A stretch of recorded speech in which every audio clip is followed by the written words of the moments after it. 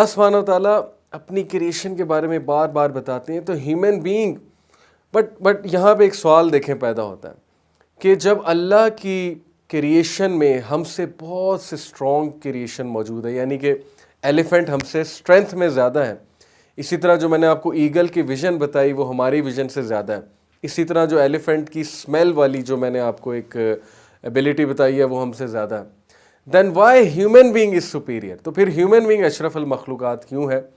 इमाम सुफियान अस-सौरी ने बड़ी खूबसूरत बात इस पे की थी। इमाम सुफियान अस-सौरी ने कहा था कि the reason human beings are अशरफुल मखलूक़ात, ह्यूमन बीइंग तमाम क्रिएशन से सुपीरियर है, इज़ बिकॉज ह्यूमन बीइंग वो वाहिद मखलूक है जो अल्लाह सुब्हानहू व तआला को जब सजदा करता है तो वो सबसे खूबसूरत सजदा है, यानी उसका माथा, उसकी नोज़, उसके हाथ, उसके गोडे, उसके जो पैर हैं वो सारे के सारे ज़मीन को टच करते हैं। सो ऑल द 7 बोन्स जिनका जिक्र हदीस में आया, वो जब सजदा करता है तो बहुत खूबसूरती से करता है, और सबसे ज़बरदस्त वर्शिप जो है वो ह्यूमन बीइंग की।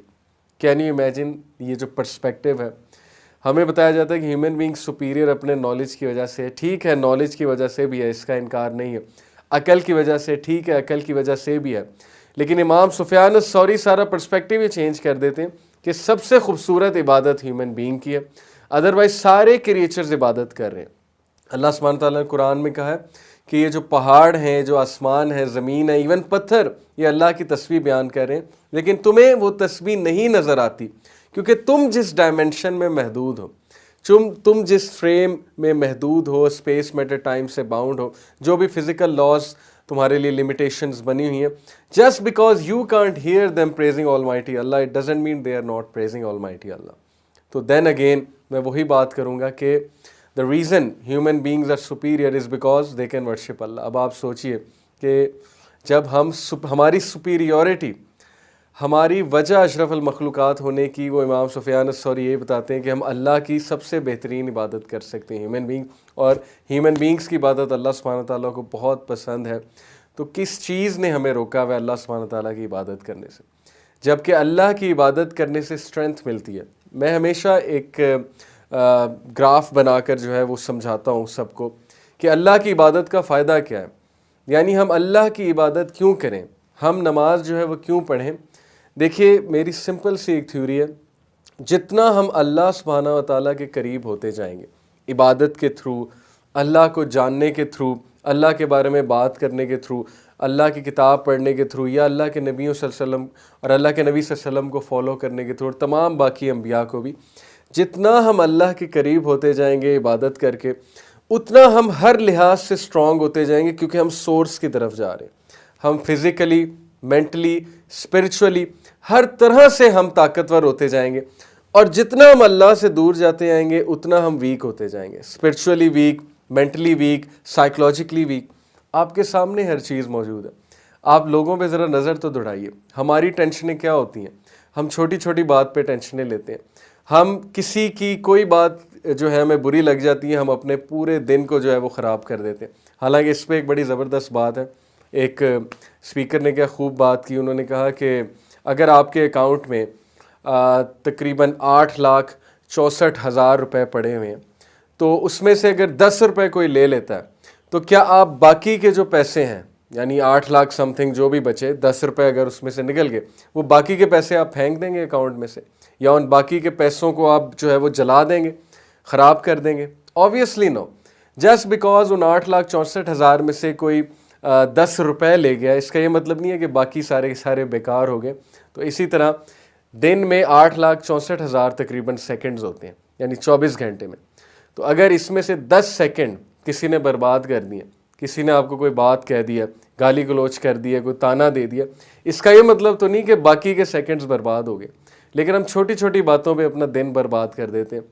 तो ये बड़ी ज़बरदस्त मुझे एक बात लगी जो मैं आपसे शेयर करना चाहता था। But the fact is that आप सहाबा की ज़िंदगी देखेंगे, सहाबा इन छोटी छोटी परेशानियों से बरी थे, दुनिया की टेंशनें उन्हें नहीं होती थी।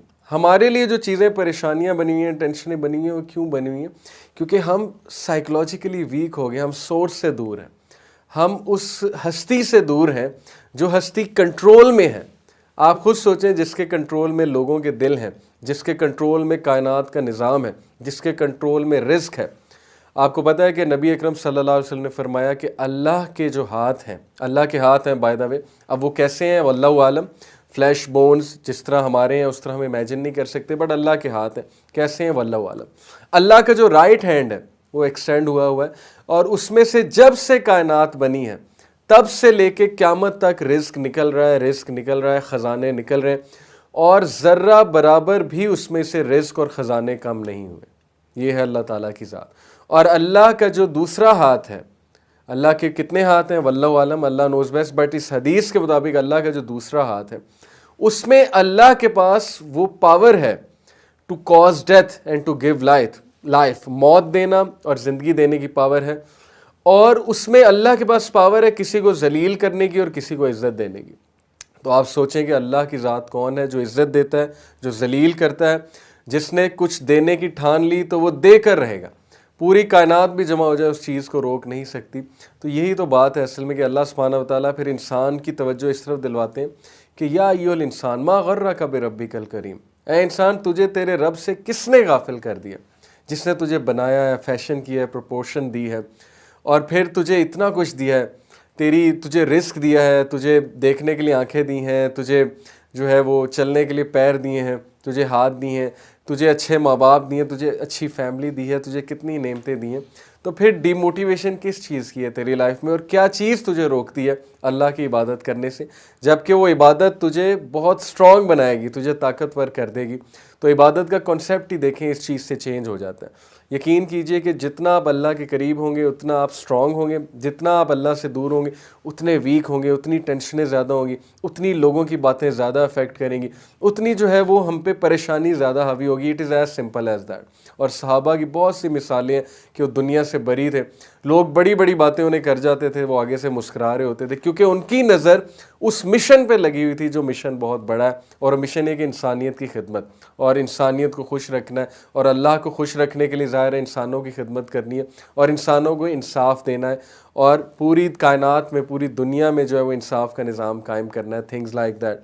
सो ये जो मैंने आपको एनिमल्स की एग्जांपल दी है, ये देने का मकसद ये था कि आप जान लें कि हमसे स्ट्रेंथ में हमसे बहुत ज़्यादा है एनिमल्स, लेकिन इबादत की जब बात होगी तो ह्यूमन बीइंग जो है इबादत में बहुत अफजल है। अब आप इमेजिन करें कि ट्रिलियन प्लैनेट्स हैं हमारी गैलेक्सी में सिर्फ, ओके, अगर हम सिर्फ अपनी गैलेक्सी की बात करें, there are trillions of planets, trillion is a big number. उसके बाद अगर हम गैलेक्सीज़ की बात करें तो इनफाइनाइट नंबर ऑफ गैलेक्सीज़ हैं और फिर हम स्टार्स की बात करें तो आप इमेजिन कर लें कि स्टार्स कितने हैं। मैं आपको एक बड़ा इंटरेस्टिंग फैक्ट बताता हूँ कि साइंटिस्ट के मुताबिक the chance of two galaxies colliding, okay, ये गैलेक्सी 1 है, गैलेक्सी 2 है, इन दोनों का कोलाइड करने यानी कि इन दोनों का टकराने का जो चांस है वो क्या है, वो बिल्कुल इसी तरह है जैसे एक मक्खी जो है वो पेरिस से उड़ना शुरू करे और दूसरी मक्खी जो है वो वाशिंगटन डीसी से उड़ना शुरू करे। तो क्या चांस है कि दोनों टकराएंगी? आप खुद सोच लें कि ऑलमोस्ट इनफाइनाइट चांस है, ऑलमोस्ट जो है वो इम्प्रॉबेबल सिचुएशन है, इम्पॉसिबल सिचुएशन, और कितना टाइम उन्हें लगेगा।